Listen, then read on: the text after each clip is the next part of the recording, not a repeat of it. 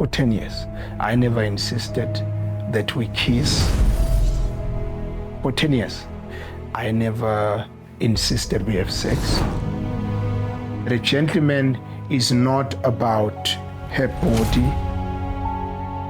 A gentleman is about her. I have met ladies whom I felt were cheap, were too available. I've met women who were quick to want to kiss and fondle. And some boys will say, I want to have a taste of that. I want to have a taste of the pudding. Him having a taste of you doesn't give you a guarantee that he will marry you. The painful part now is that it has become a norm. Women use power and, are very vindictive. Do you know, if you gave me sex, do you know what I would have done? You'd have stayed. I would have dumped you.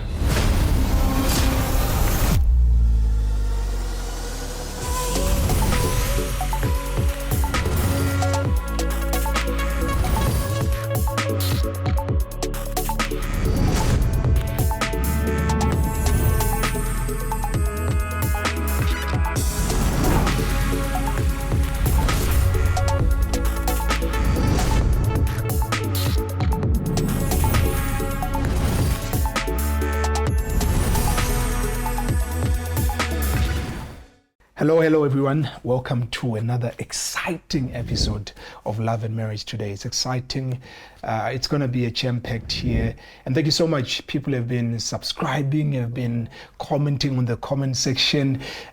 Your comments create content for this podcast. It tells us what you're looking for. It's the Laminis here. You're going to learn so much on relationships and marriage.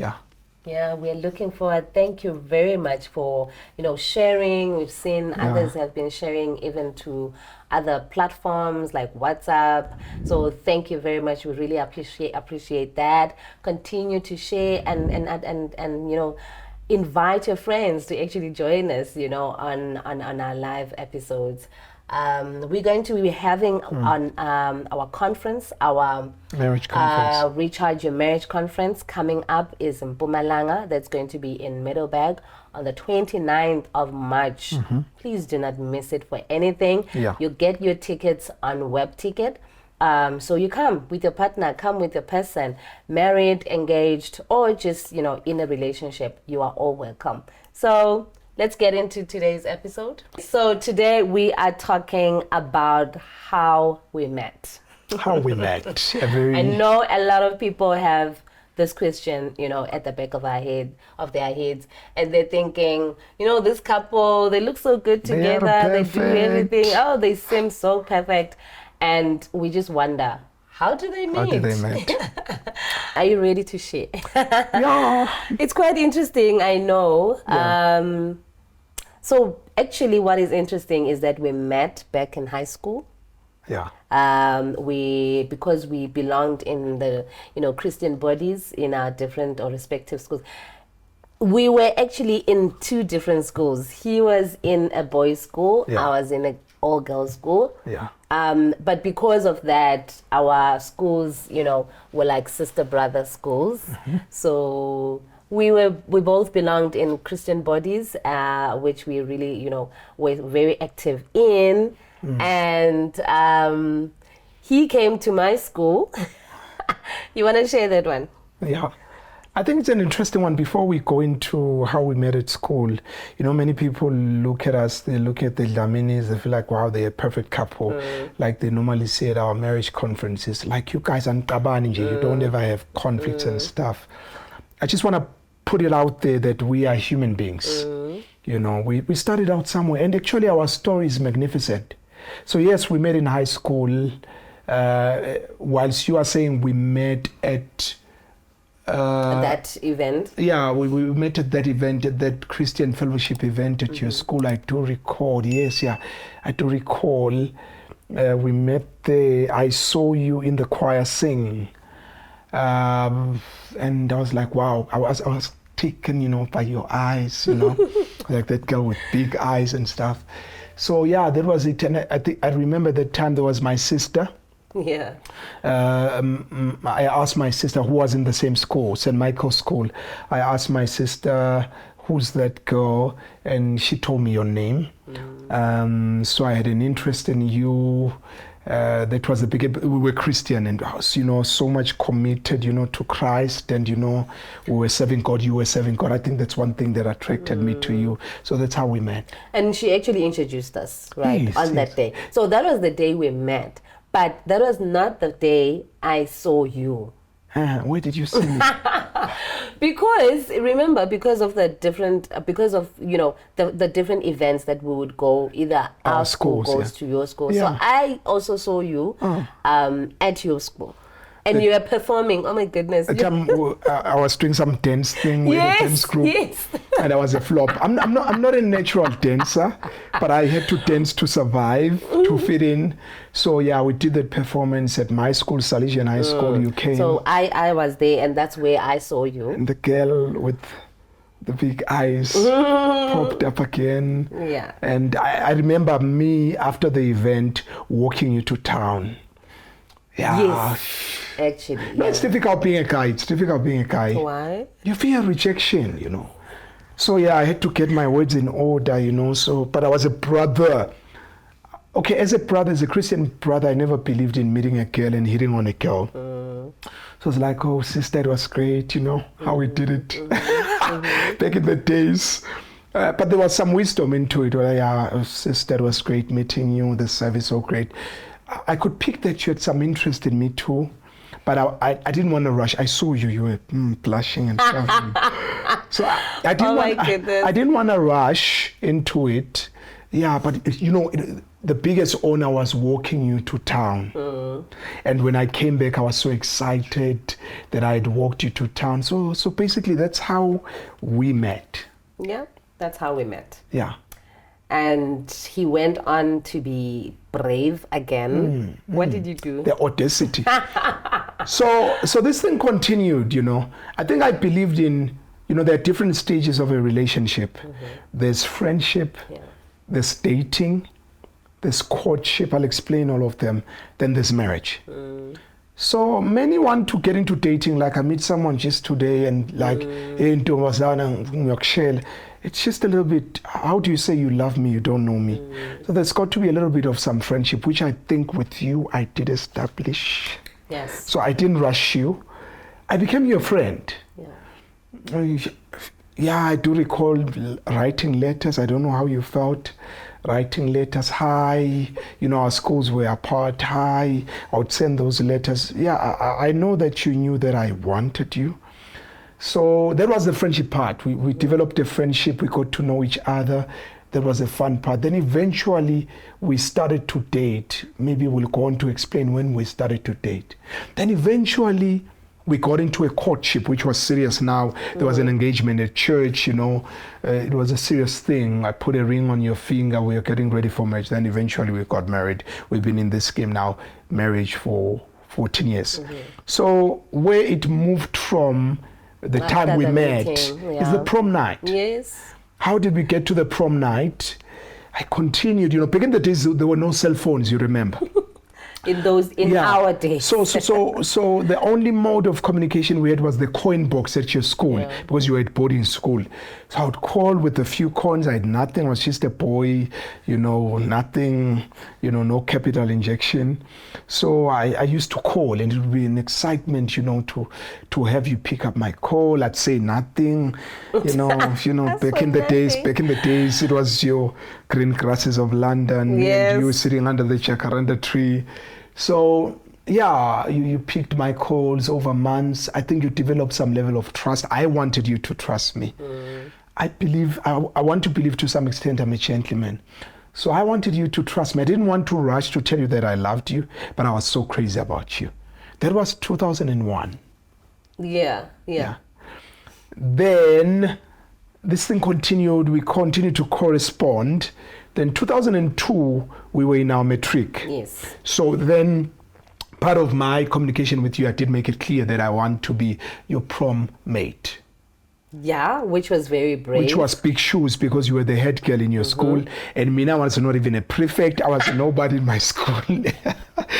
So, besides that, you remember there was this policy, if I can say it's a policy or rule, sort of, that the head girl would actually partner with the head boy from your school, you know, to prom. Yeah. And somehow you felt like you still had a chance, you know, to moves mountains, to ask me to be your partner. And I'm thinking, okay, what is this one talking about? Because I feel like it's already on paper that I need to partner with the head boy. But you know what? I really appreciated that as well. I liked that because I thought, okay, so this guy is like I don't care what the rules are. I don't care who thinks what. This is what I want and this is what I'm looking for.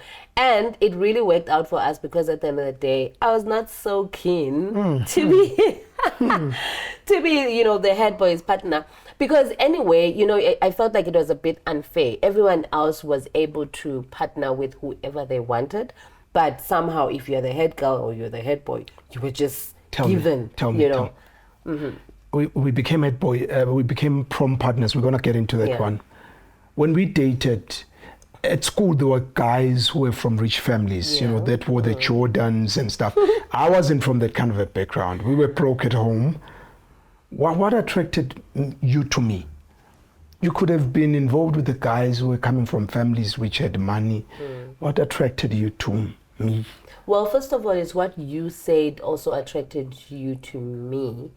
The whole thing of we were both Christians, and not just Christians, you know, but visible and participating Christians. Didn't the fact that I didn't rush to propose, I built a friendship with you, didn't that attract also, you? Remember that came after I met you. So the first instance was that this guy is from, you know, a same environment as I am, and it's things that we agree on. And then that followed that, okay, you know, he's not like other guys. You know, most boys will definitely rush to the whole subject. Oh, I love you. Let's date. Let's date. Let me take you out. You know, it was all about show off. Most boys were all about what they can give and what they can do for you so that you can also exchange. And also, I wanna... Of course. That was the main thing. I mean, high school days, people say that's where you explore and all of that. But I was already also a different girl. I wanted different things. I wanted things to be different for me. And I was different. Yes, and you came and you were different, and I thought, this is interesting. You actually, I can even say you stringed me along because I kept on wondering. It was a plot. Yes, I kept on wondering what's next. So, okay, so when is he ever going to say anything about... And I didn't. Exactly, and you didn't, and it took time. And I thought, I think there was a point where I thought, oh, this guy just wants to be friends. I think I continued to be a friend to you for a whole year. Because we met actually in 2001. 2002, I said nothing. I only said something in 2003 when we were done with school. Done with high school. Yeah. So we became prom mates. Actually, for me, it was the biggest honor. I remember your dress. You looked beautiful. I remember my suit. Yeah, it was out of the world. It was a black suit. A long trail. Yeah. Oh my goodness. Yeah, these long suits. They were in fashion at that time. So yeah, I think we need to get a picture. we need to find a picture. We'll find a picture. So yeah, as I'm saying, we were broke at home. We didn't have money. You know, no one really helped me to come up with the suit because I needed to go to a designer, get it, you know, the shirt and the suit. It was quite expensive. And you actually went to one of the best designers in our town at that time. Yeah. So I put my cents together, whatever I got assistance on. I got that, and that was an important night of our lives. I remember when I got there looking forward to meet you. So we eventually went to our table. What I remember about that night, actually it's 20 November 2002. You even remember the date, my goodness. I will never forget. a night that Now changed I my feel life. embarrassed. So, 20 November 2002, we sat in the table the whole night. And people were on the dance floor. Dancing. People were on the dance floor, guys fondling girls, bums and stuff. I still continue to be a gentleman to you. I didn't do any of that nonsense. I wish a guy that would meet my daughters one day would treat my daughters like I treated you. The gentleman's code, I was a gentleman. So I didn't propose nothing. You looked beautiful. We spoke nothing about love. The entire night, actually, we were interviewing each other. We're talking about where are you headed to 5 years from now? What are your dreams? What are your values and stuff? So that's where the journey started. Yeah. Interesting. Very interesting. Another question is, what did we like about each other? What did you like about me? Well,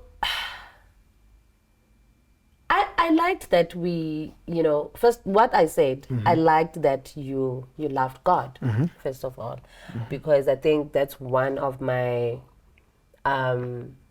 requisites, when it comes to the person that I was going to marry or the person. You see, for a girl, it's different. When somebody comes along, you already see yourself in a wedding dress.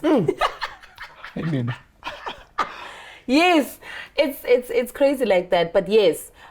So, and I never was looking, I was never a friend to boys. So I never thought Praise God. you're coming to be my friend. So I always thought, okay, it means, you're interested. And I liked your, I guess I'm going to say your smoothness, the plan that you're talking about that you had. I like that. I like that you approached this whole girlfriend, boyfriend kind of a thing a different differently. way. Yeah. We actually became friends.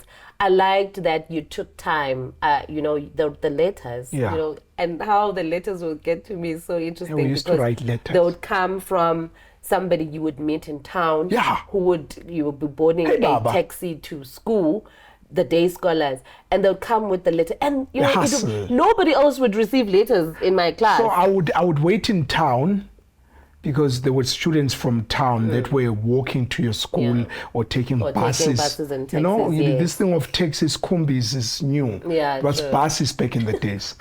So I would find the kid, those kids in Form 1, grade Actually, 8. I think there was one time you gave a senior. It's just that she was short. Yeah. So I think you thought I would look for the weakest link and be like, hey, come here. I have something for Nwanda. Please give her when you get to school. So that was the journey. I would write those letters passionately in my room, and I would make sure that I send them. What I liked about you is you had some virtue, which I just saw in your facially, the way you walked. You just had something special about you. And that thing stuck with me the entire time. I would meet other girls because I was at a point of now, we went to college, I had to decide on a spouse, but your image was unforgettable. Yeah, you still have that beauty. So thank you. So yeah, that was it, your humility. I liked your humility. I don't think I would have ever managed a wife with drama. So, I'm glad I don't have drama. So you didn't have drama. You were principled. I love those principles. You had God all over you. Yeah, I like this one. You had God all over you. Okay. Let me bring it to church. You had the glory. You had the glory all over you. I could see it all over you. Oh, the final one, the most important one. You looked expensive. And I figured that out. I figured it later that, okay, this guy really thinks I'm coming from a rich family. Besides coming from a rich family, you looked so not desperate. The richness comes not from a material place. Yeah. It's from the place of virtue. You see, they're one of those girls that you meet as a boy. You feel like, this one I can play with. I can play games. I could just sleep with and or impregnate.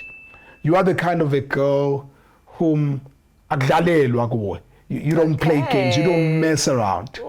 There are girls I met.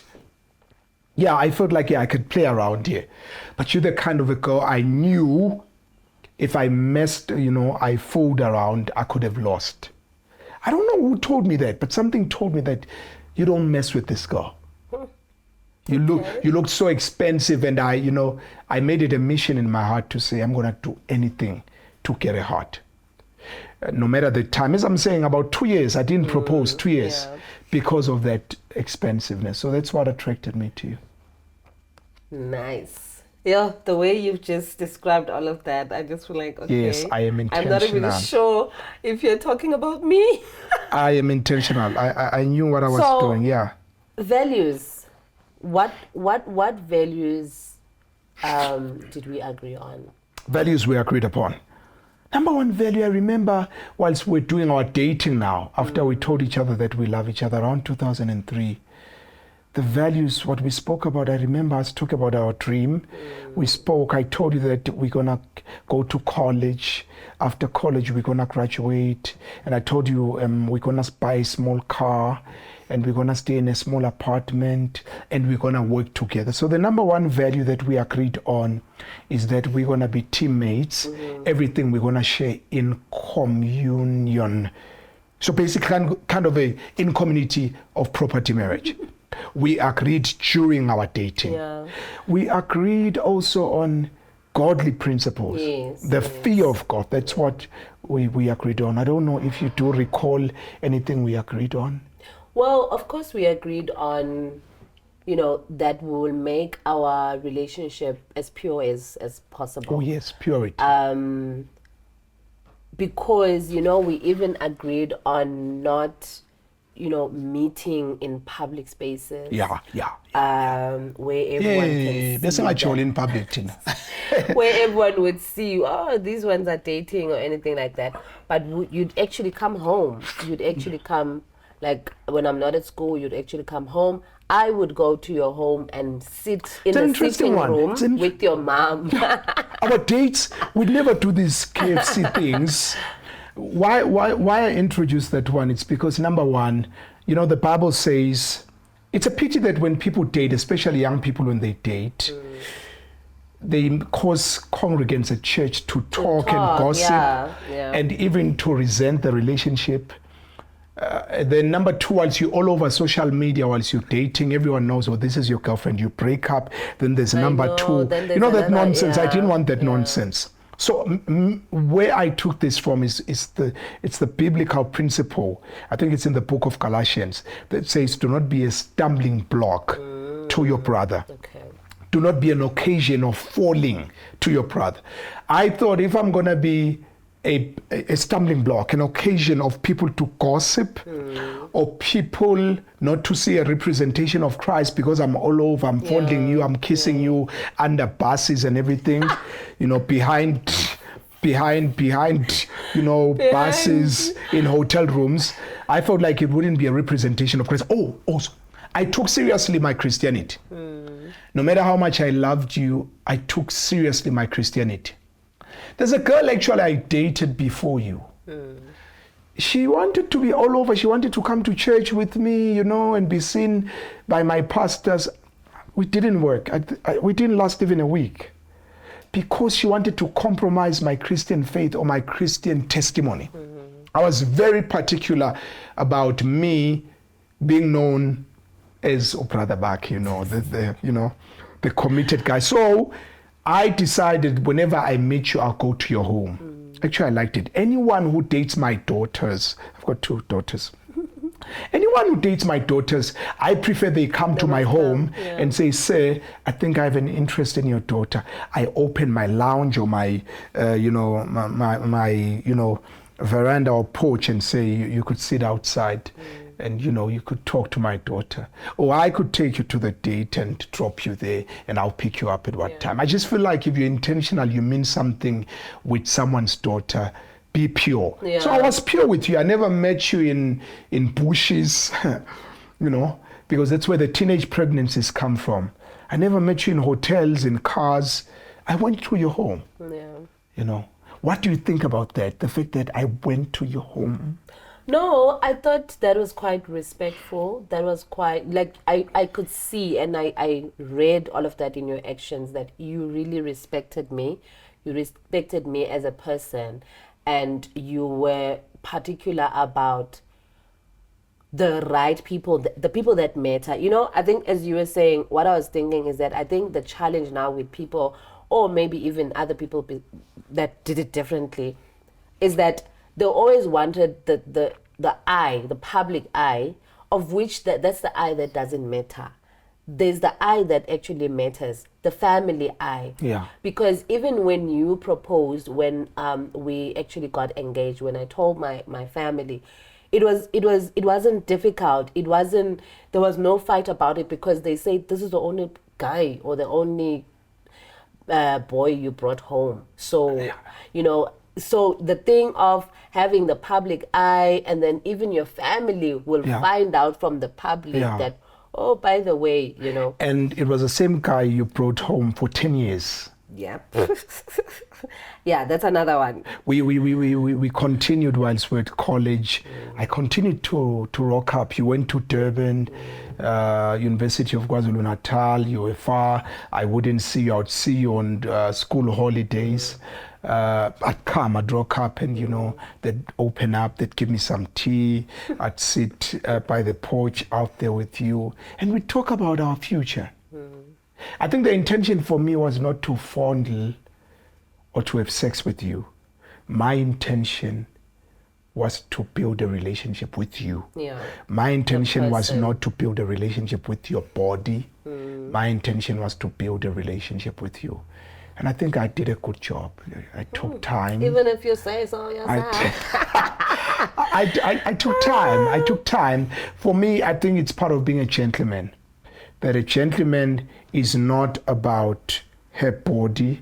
A gentleman is about her. Yeah, because you have young her. people, you've got the youth sometimes who say, I've said to my partner or my boyfriend, I've said to him, I don't want to have sex. And he says to me, I want to, if you love me, yes. you'll give me access to your body, And some boys will say, I want to have a taste of that. How do I marry someone or marry into something that I'm not sure of? I want to have a taste of the pudding.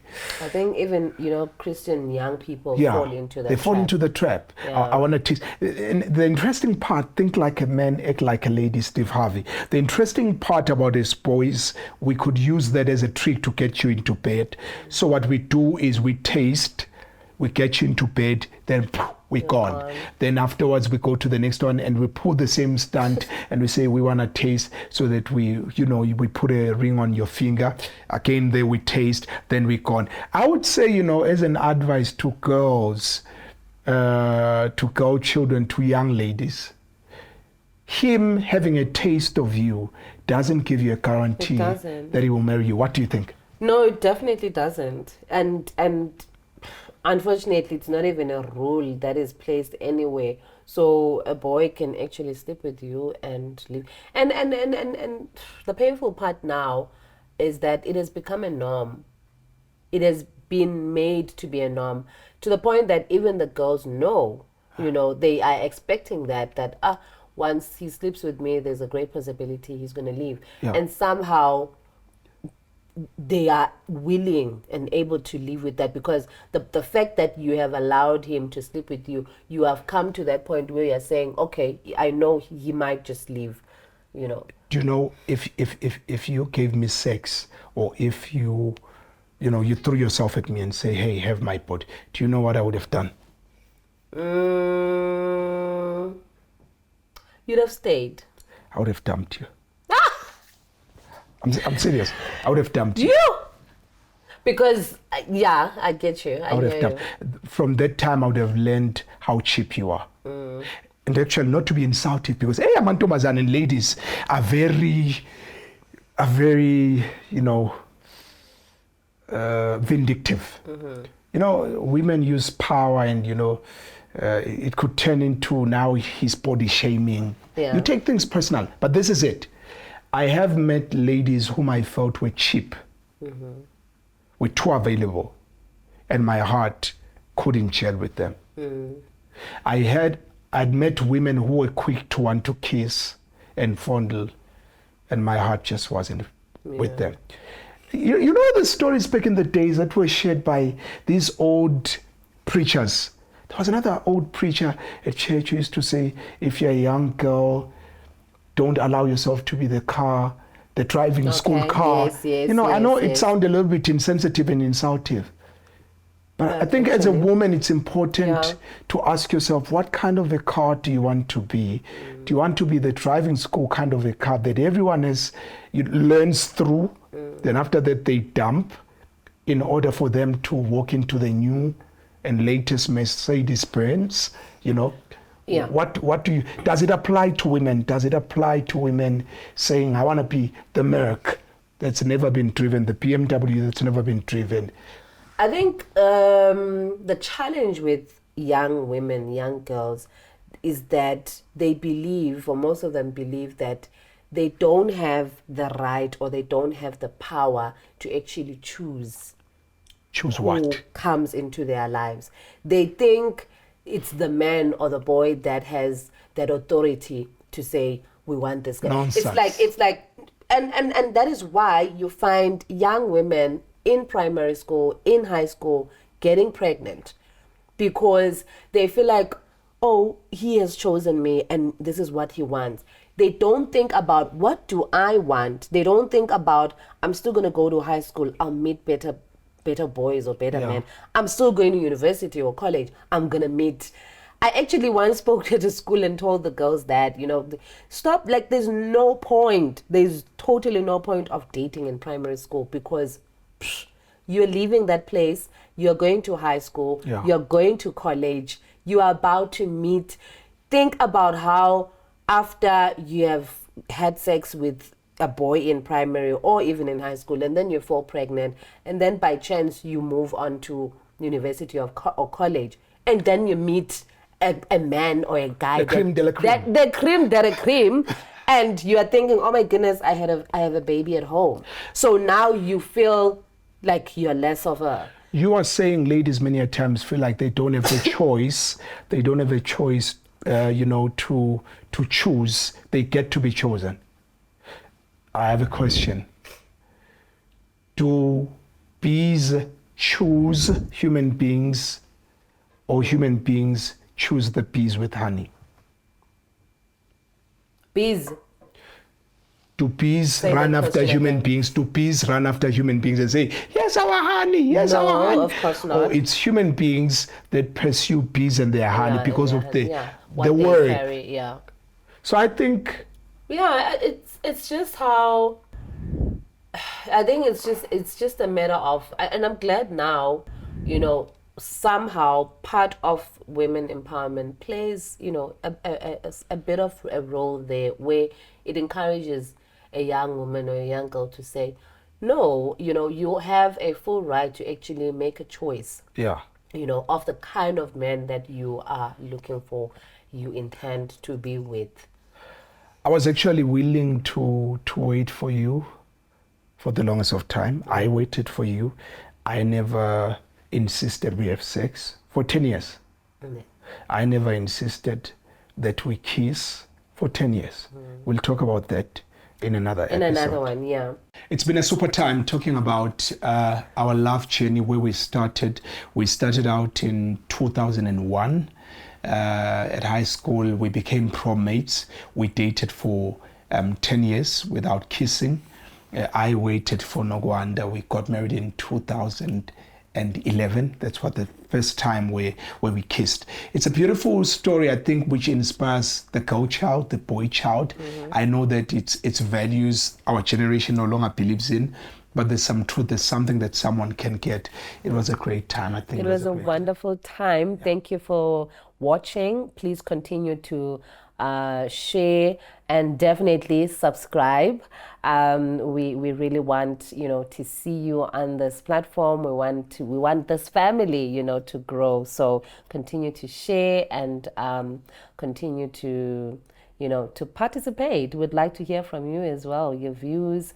If you liked this episode, what you liked about it, would love to hear from you.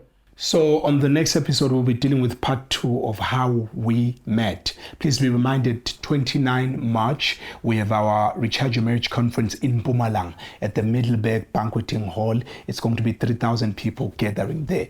Then we also have the KwaZulu-Natal Recharge Your Marriage conference on the 5th of April at the Jesus Dome. We have 3,000 people attending there. We'll be moving from province to province. We are coming to Lesotho too. We're coming to Botswana, Zimbabwe. We're coming Eswatini. We are coming. Up until next time, we love you and live you.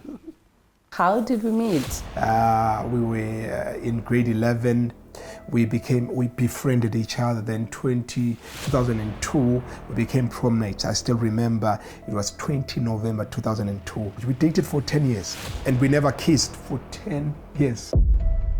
2011, when the preacher said you may kiss the bride, that's the first time we kissed. It's like giving yourself a challenge, and when nobody else is involved, but it's just a challenge that is facing you. This whole relationship thing, dating, marriage, is a partnership kind of a thing. If you cannot agree, you're not going anywhere together, because the only thing that actually makes you walk together or do anything together is because there's something you actually agree upon. But tell me, if I initiated sex, whenever I had sex for 10 years, if I one day, lo and behold, I initiated sex, what would have your response been?